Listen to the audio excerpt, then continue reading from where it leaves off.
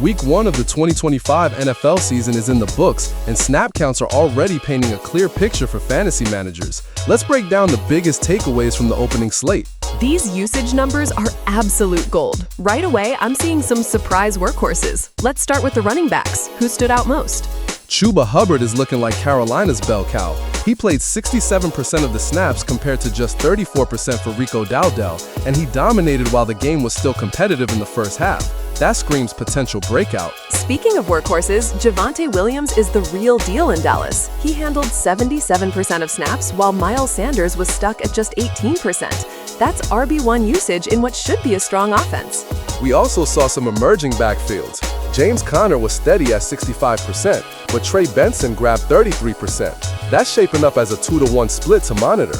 And in Baltimore, King Henry still led with 57% of snaps, but Justice Hill was heavily involved at 45%. Hill is firmly on the radar in close games. What about some of the new lead backs? Chase Brown popped with 75% of Bengals snaps, Ashton Genty played 86% for the Raiders, and Devon Achane absolutely dominated Miami's backfield with 73%. That's top-tier usage. Don't forget Kyron Williams at 82%, Bucky Irvin at 76% in Tampa Bay, and Tyrone Tracy leading the Giants at 74%. That's workhorse-level involvement across the board. On the flip side, there were some backfields with red flags. Travis Etienne led Jacksonville at 61%, but Tank Bigsby only got garbage time work.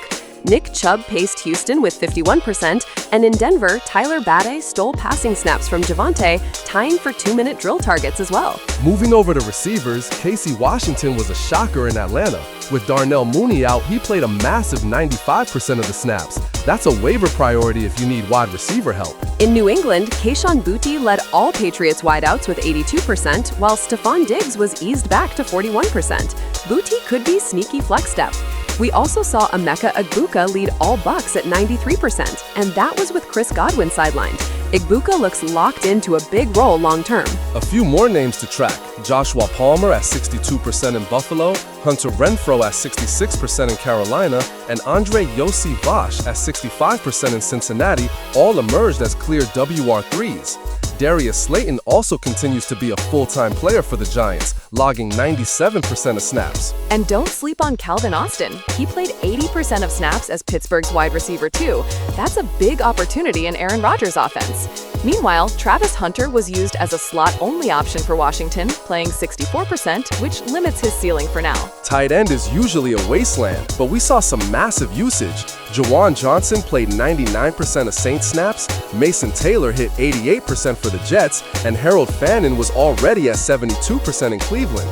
Hunter Henry also played 93% for the Patriots. He's gonna have weekly spike potential. Even Luke Farrell in San Francisco is worth a watch. He played 58% and looks like the next man up if George Kittle misses time. Exactly. These are the kinds of details that make or break fantasy seasons. Usage is king, and Week 1 gave us a ton of clarity. If you want even deeper breakdowns and insider fantasy insights, sign up for BBFF.